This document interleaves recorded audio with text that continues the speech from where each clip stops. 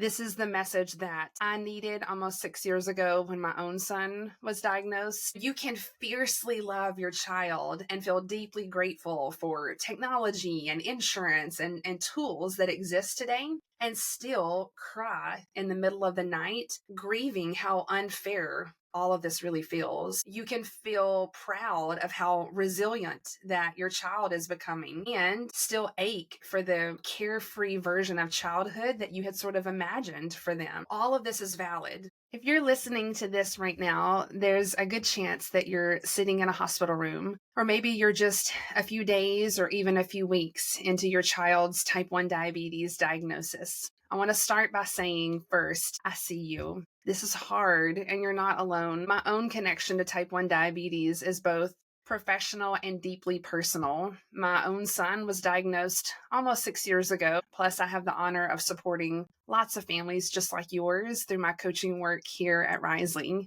My name's Abby, if we've not had a chance to connect before, and if you'd like to hear a little bit more about my own family story and my son's diagnosis, you can check out episode number 59. This episode is really from my heart to yours. This is the message that I needed almost 6 years ago when my own son was diagnosed. If your child was just diagnosed, I want to share 5 things with you today that I wish every parent could hear in those early, disorienting, and emotional days. We're not going to dive into the technical or practical details of managing T1D in this episode. Instead, I really want to talk about the heart stuff, the emotional landscape that no one really prepares you for. If you're looking for the practical support, we've created a companion resource that has tips, tools, and guidance, and you'll find that linked in the show notes. I also want to tell you about today's episode sponsor, Thimble, which is a great resource for newly diagnosed families. Thimble makes a line of patches designed to reduce pain and fear of injections.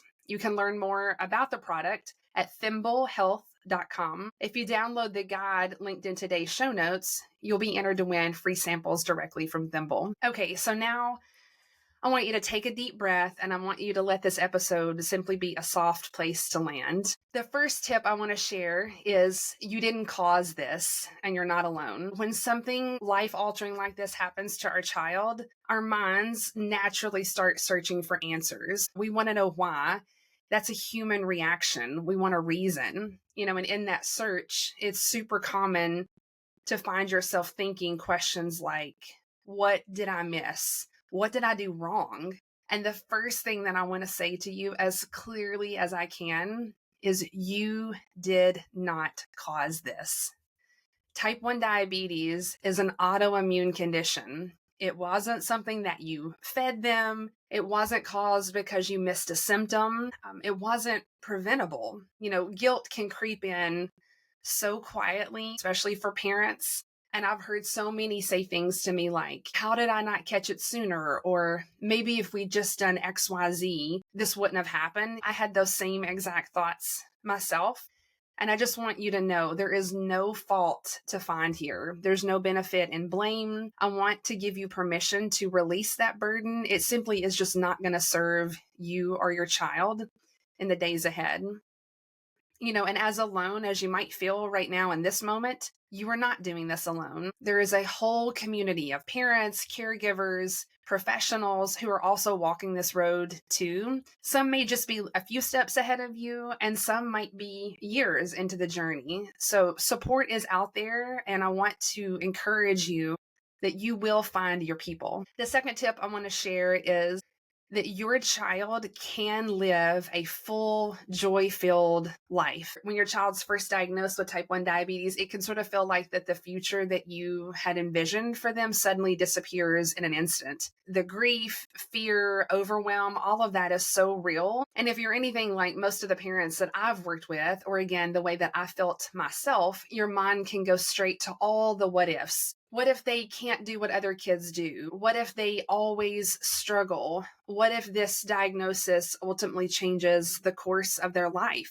But here's what I want you to know deep in your bones, that T1D is life-changing, but it is not life-limiting. Your child can and will play sports. They will go on overnight trips. They will travel. They will grow up and fall in love. They'll go to college. They'll pursue a career. They'll have children of their own one day. They will have adventures, belly laughs, wins, beautiful moments, all the things that you haven't even imagined yet. And yes, there will be challenges. There will be days that are hard and unfair. And there will be times when the weight of it all feels really heavy. But in those moments, they will just be one part of a bigger story. We always say at Risley, it's super important to remember that a bad diabetes day does not mean a bad diabetes life. The other thing is that there will be character development in your child that would have never been possible otherwise. They will learn resilience really early on. I've seen this in my own son. They will become self-aware and responsible in ways that really just blow you away as a parent. But also it's important to remember they are still just kids. They're going to have big feelings. They're going to dream big. They're fiercely determined. All of that stuff is still true, even after they're diagnosed. So even if it's really hard to believe from where you're sitting today in this moment, I want you to hold on to this. There is still so much good ahead for your child. Tip number 3, there is a learning curve ahead, but try to take it one day at a time. Again, if you're anything like most parents, you've probably already started down the Google machine, right? You're Googling terms, you're watching YouTube videos. Maybe you're even still literally sitting in the hospital right now and you have found yourself going down the rabbit hole of videos and podcasts and all the things. You're suddenly trying to learn an entirely new language. Words like basal, bolus, ketones, correction factors, none of this was in your world just a few days ago. And what you may notice is this really strong urge to try to learn everything at once. Read, watch, and listen to basically any and every piece of information that you can get your hands on. And that's completely understandable. For me, information felt like control in the moment, especially when everything else around me felt uncertain. But here's my gentle encouragement. Pace yourself. Don't let the learning process consume you. Please don't let it become your identity, especially as a mom. This is really easy to happen. You're not going to master everything overnight. No one does. You'll make mistakes, you'll adjust, you'll try again. And honestly, that's how T1D actually works, through trial, error, and ongoing learning. There's a quote that I love, and I have shared it at Risley, and it's, you don't learn to swim by reading about water. And in the same way, you don't learn T1D by reading a manual. You ultimately learn it by living it day by day. It's a lived experience. And so every parent has to start with training wheels, right? Just like our children do when they learn to ride a bike. And because of those training wheels, it's okay to ask the same question multiple times. You're not behind. You're building your confidence one small step at a time. And most importantly, offer yourself grace. If you're somebody who prior to your child's diagnosis, you struggled with self-compassion, meaning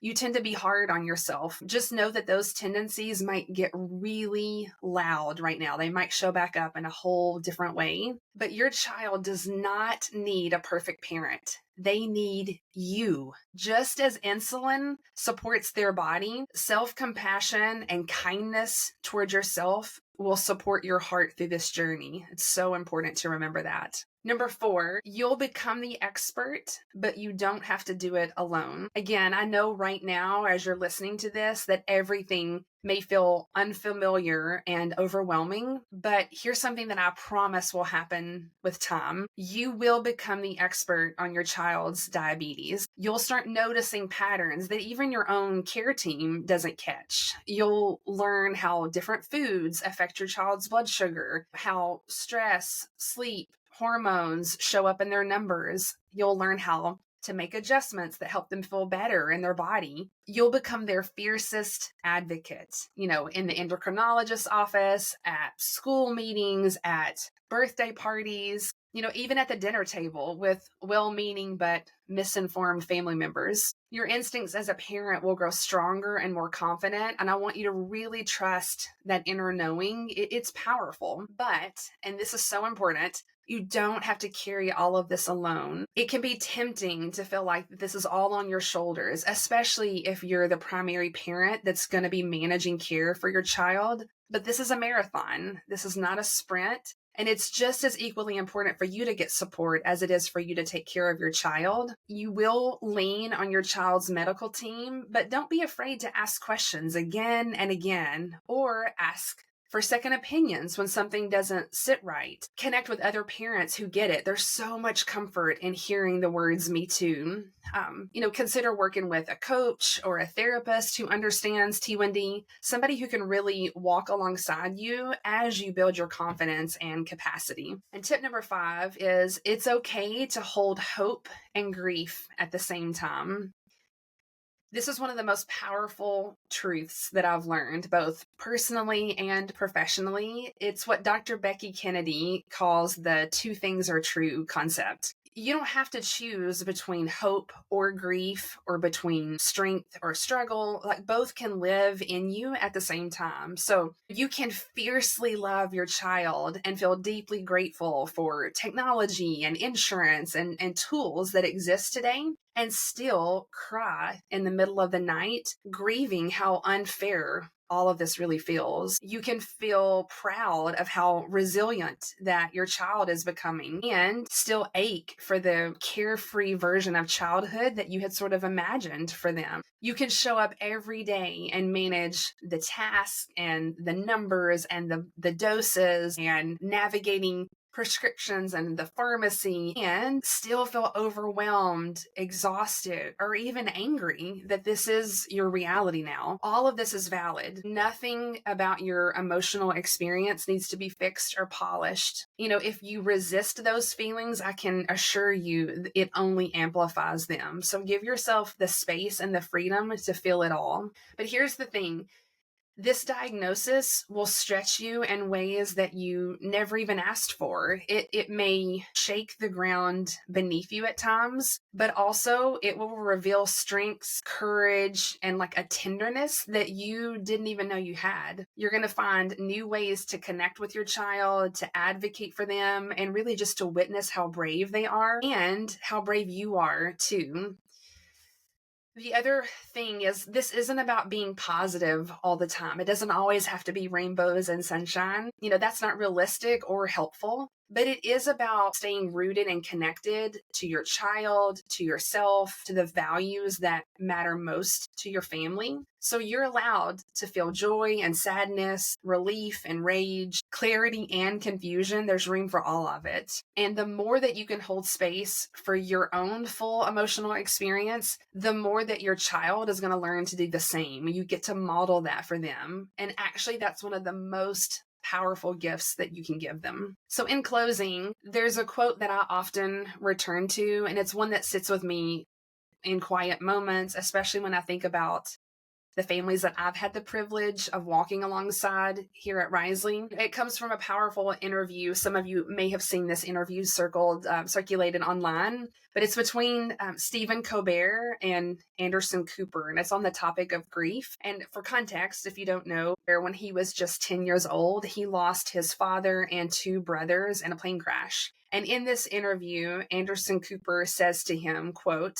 "You told an interviewer that you have learned to, in your words, love the thing that I most wish had not happened." And what Colbert says in response to that is this, quote, "It's a gift to exist, and with existence comes suffering. There's no escaping that. I don't want it to have happened. I want it to not have happened. But if you are grateful for your life, which I think is a positive thing to do. Not everybody is, and I'm not always, but it's the most positive thing to do.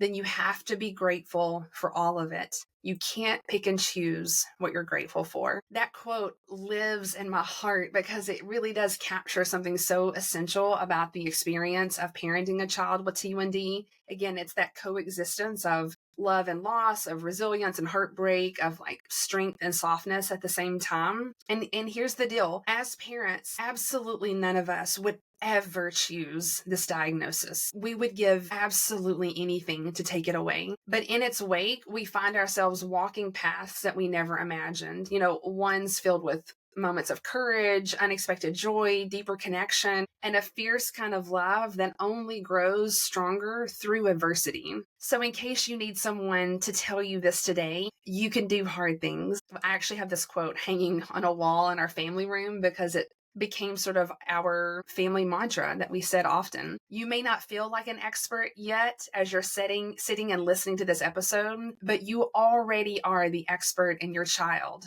and you are exactly the parent that they need. So it's my hope that this episode brings you even a small measure of comfort in the middle of what feels like an overwhelming season. And if you find yourself struggling in the days to come, I hope you'll come back and listen again and borrow my belief in your ability until you actually can feel it for yourself. If you ever want to connect, ask a question, or simply share where you're at, I would truly love to hear from you. And as a reminder, you are not alone in this.